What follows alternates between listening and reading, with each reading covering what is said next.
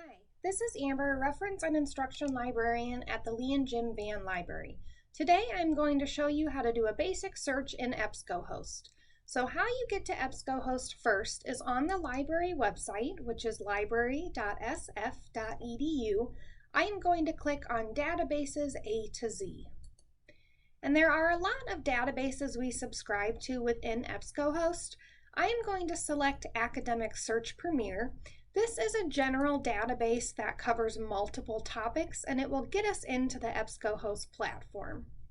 So now that we're at the Ebscohost platform, you can either continue searching just in the database Academic Search Premier, or you could go to Choose Databases here and select specific databases that you want to look in.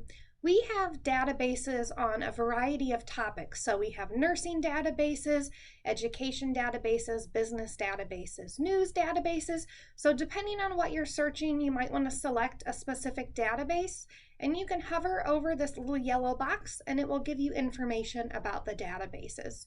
Now, I will tell you, you do not want to do a select all and search in all of them at the same time, because you'll get a lot of irrelevant results. So I'm just going to search in Academic Search Premier. So I'm going to click OK. And I'm going to search for global warming. And as you can see, global warming and climate change came up. So I'm going to click on that and press search. Now I start out with about 32 to 33,000 results. And these are going to be news articles and scholarly articles. And some of them I will have to find through Interlibrary alone.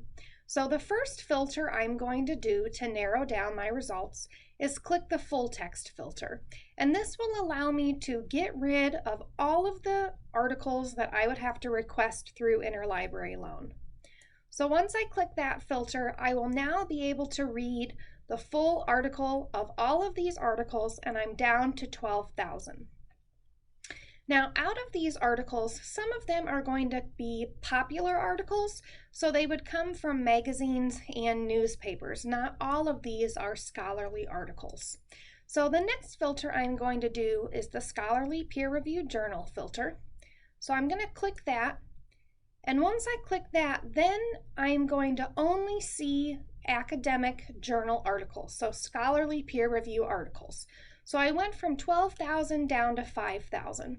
And you can see this icon right here, this academic journal icon. So that means that this source is a scholarly source, and it has been peer reviewed.